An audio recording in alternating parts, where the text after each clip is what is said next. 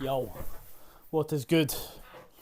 I actually did record a YouTube earlier. It is now 20 past 8. I listened back to it twice and I was like, nah, I'm not happy with that. So here we are again. Can he not upload? Can he not? But I'm actually going to talk about something that ended up in a conversation about today. And that is spending time alone. And actually giving your mind time and space just to wonder and be by itself and not almost end up with a backlog of thoughts and maybe even mini traumas or mini problems, I suppose, that just accumulate over a long period of time. So one thing in particular is, well, when we spend too long stimulated, we don't actually give our mind time to process what is going on around us, right? So a great analogy I heard in a podcast quite a while back was back in the good old days when you had a hunter gatherers kicking about. You would be out with maybe 2 or 3 other guys or girls, or maybe 5 or 6, whatever, trying to hunt for the tribe. Now, let's say there's one individual who hunts, makes a shot.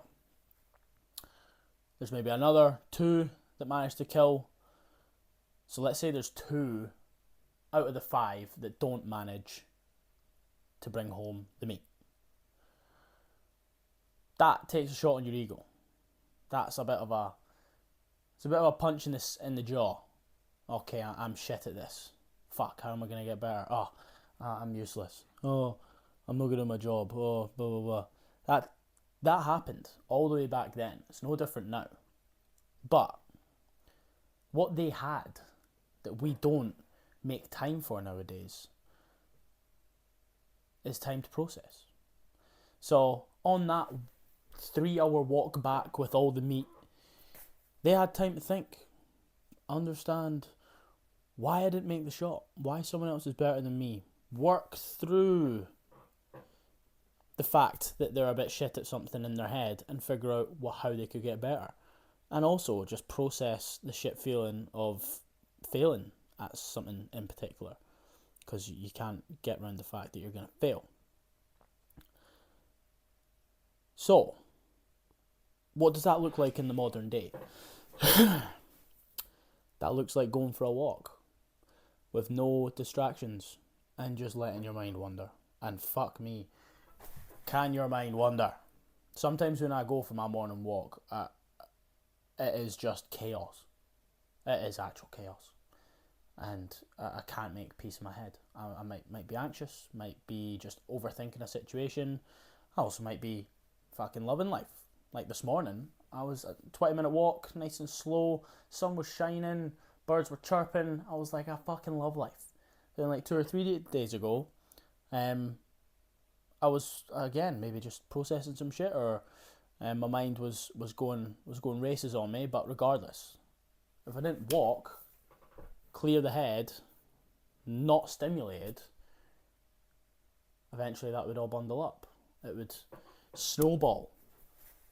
It would become a fucking iceberg rather than a snowball. Alright? So essentially, I'm going to keep it nice and short and sweet. The importance of giving giving your brain alone time is so valuable.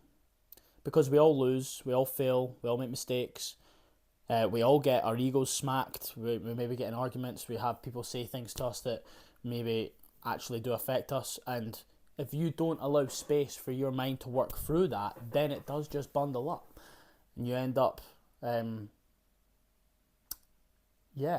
resentment towards certain people, certain situations, certain things.